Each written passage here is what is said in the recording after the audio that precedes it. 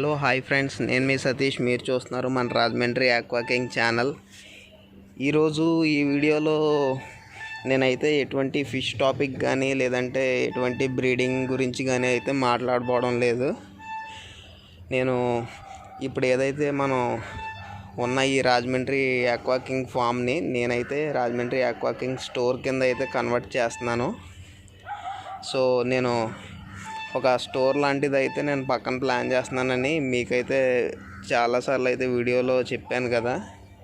So నేనైతే మీకు ఆ స్టోర్ యొక్క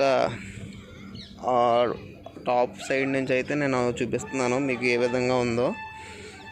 సో ఈ వీడియోలో నేను కంప్లీట్గా ఇది ఇప్పుడు ప్రజెంట్ ఉన్న స్ట్రక్చర్ వరకు కూడా జరిగిన వర్క్ అంతా కూడా నేనైతే ఈ వీడియోలో మీకైతే చూపిస్తాను.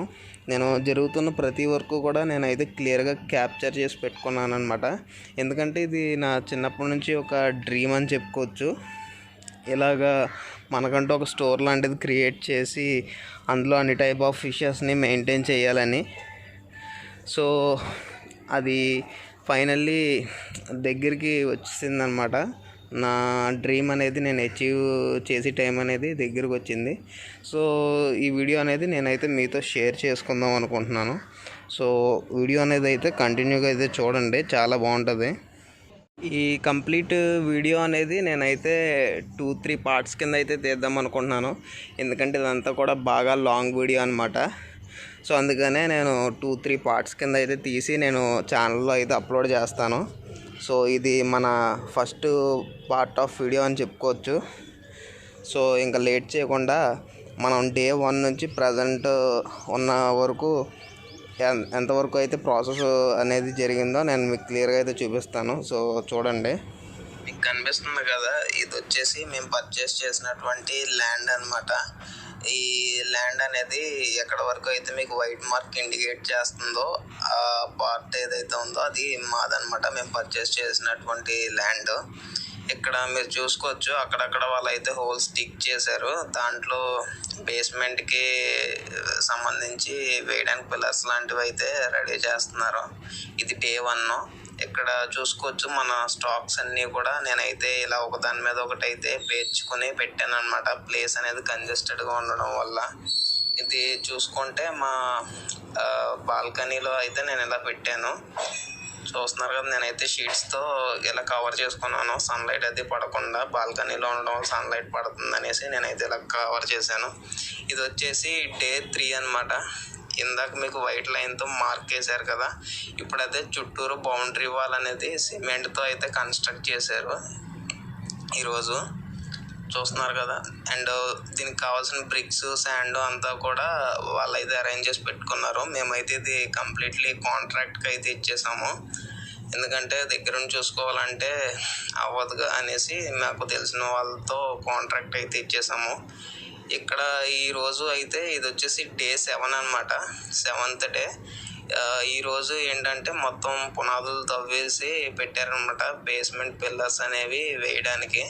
మేమైతే హెవీగా అయితే డిగ్ చేయించాము. ఎందుకంటే ఫర్దర్గా మేము బిల్డింగ్ కూడా దాని మీద కన్స్ట్రక్ట్ చేయడానికి ఈజీగా ఉంటుంది అనేసి మేము పర్మనెంట్గా అయితే వేయించేసాము. ఇది వచ్చేసి డే 12th డే రోజు ఏం చేస్తున్నారంటే, ఏదైతే మీకు ఈరోజు పునాదులు చూపించానో ఆ పునాదుల్లోకి అయితే స్ట్రక్చర్స్, బీమ్స్ వేయడానికి అయితే రెడీ చేస్తున్నారు. చూస్తున్నారు కదా, ఇక్కడ వర్కర్స్ అందరూ కూడా వర్క్ చేస్తున్నారు అనమాట.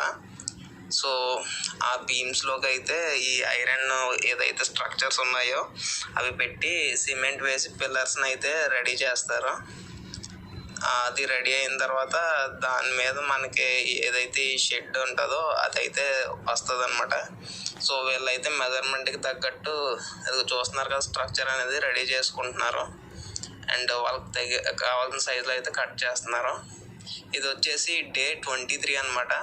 చూసుకోవచ్చు, స్ట్రక్చర్ అనేది కంప్లీట్లీ సిమెంటింగ్ చేసేసి అండ్ దీనికి అది ఒక పోర్షన్స్ కింద అయితే డివైడ్ చేసేసారు. కంప్లీట్గా ఒక లేఅవుట్ అనేది వచ్చిందన్నమాట మీరు క్లియర్గా చూసుకుంటే. సో దీనికి డైలీ వాటరింగ్ చేసే డ్యూటీ నాదే అనమాట, మార్నింగ్ ఈవినింగ్. చూస్తున్నారు కదా, ఈ విధంగా అయితే రెడీ అయింది. ఇప్పుడు దీని మీద వచ్చేసి మేము షెడ్ అనేది వేస్తున్నాము. ఈరోజు వచ్చేసి డే 42 అనమాట. ఇది ఒక్కరోజు తీసిన వీడియో అయితే కాదు. నేను ఇలా కొంచెం కొంచెం వీడియో అంతా కూడా తీసుకుంటూ వచ్చాను. చూస్తున్నారు కదా, మొత్తం పైన షెడ్కి స్ట్రక్చర్ అనేది రెడీ చేస్తున్నారు, వెల్డింగ్ అనేది చేసి. దీనికి నేనైతే స్టెయిన్లెస్ స్టీల్ కాకుండా, అదైతే ఎక్స్పెన్సివ్ అవుతుందని కొంచెం రస్ట్ అవ్వకుండా ఉండే మెటీరియల్ అయితే వాడాను. నేను అడిగితే దాని పేరు కళాయి అని అయితే చెప్పారు. సో ఐరన్ అయితే గమ్మున రస్ట్ అయిపోద్ది కదా, సో అందుకని నేనైతే ఈ విధంగా అయితే ఈ మెటీరియల్ అనేది యూజ్ చేస్తున్నారు. చూసారు కదా, ఇక్కడైతే మనకి రేక్ అనేది వేసి సిమెంట్తో అయితే దాన్ని సీల్ చేసి పెట్టారు. మనం ఒకసారి కిందకి వెళ్ళి ఫ్రంట్ పోర్షన్ ఎలా ఉందో కూడా నేనైతే మీకు క్లియర్గా చూపిస్తాను. చూడండి, చూస్తున్నారు కదా, ఇదైతే ఫ్రంట్ పోర్షను. సో నేనైతే ఈ వీడియోని ఇక్కడితో అయితే ఆపేస్తున్నాను అనమాట. పార్ట్ 2లో సెకండ్ వీడియో అనేది కంటిన్యూ చేస్తాను. సో మన వీడియో నచ్చినట్టయితే లైక్, షేర్, సబ్స్క్రైబ్ చేయడం మర్చిపోకండి మన ఛానల్కి. Okay friends, thanks for watching my video.